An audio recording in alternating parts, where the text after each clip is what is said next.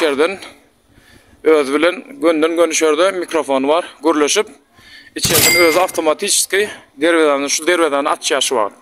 Alo. Alo. Kapıyı açsak. Aç. Aç oturmayın mı? Girecekimde. Atlanı kaptığını. Açıldı mı? Aa. Yine öyle. Kodun tezden basın.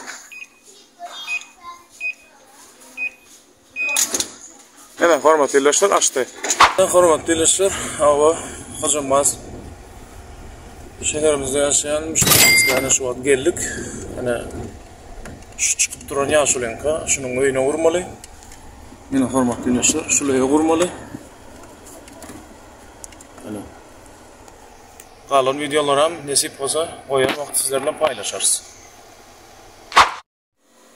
Ustamız toku işlerini kurnavatı. Ava.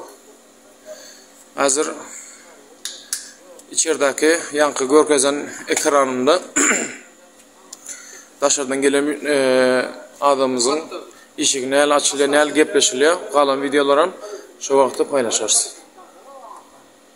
Hormatly dostlar, şu vaqt monitora çatıldı. Yine can geldi. Dışarıdan yine bir adam geldi. Ala. Alo. Esile mi?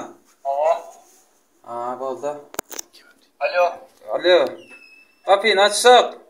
Aç. Aç oturmayın mı? Girecekimde. Atlanı kaptığını. Açıldı mı? Aa.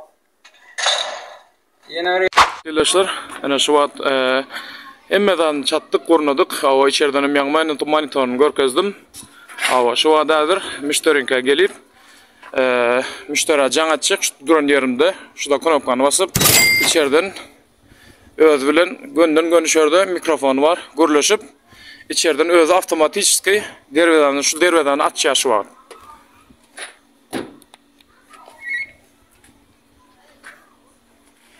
Alo. Selamun aleyküm. Aleykümselam. Kovmağım sağlık mı? Ay uyunuza geldim derveden açacağınız mı? Hadi. Bir gayret edin.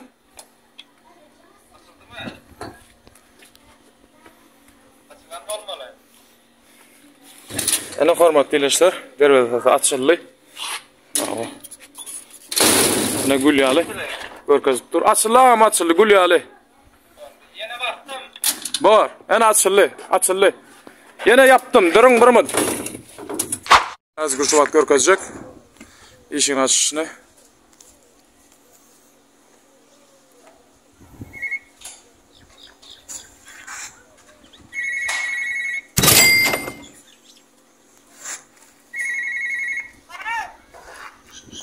Kapıyı açalım.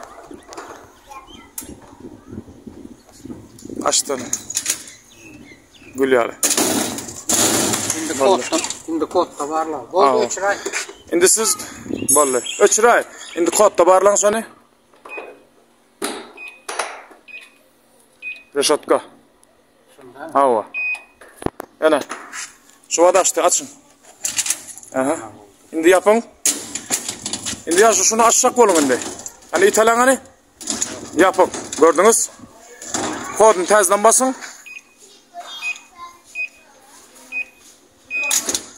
Evet, hormatly dostlar, açtı. Gülyalı. İnam öylüğünüze uzak yıllar hizmet etsin. Nasip etsin.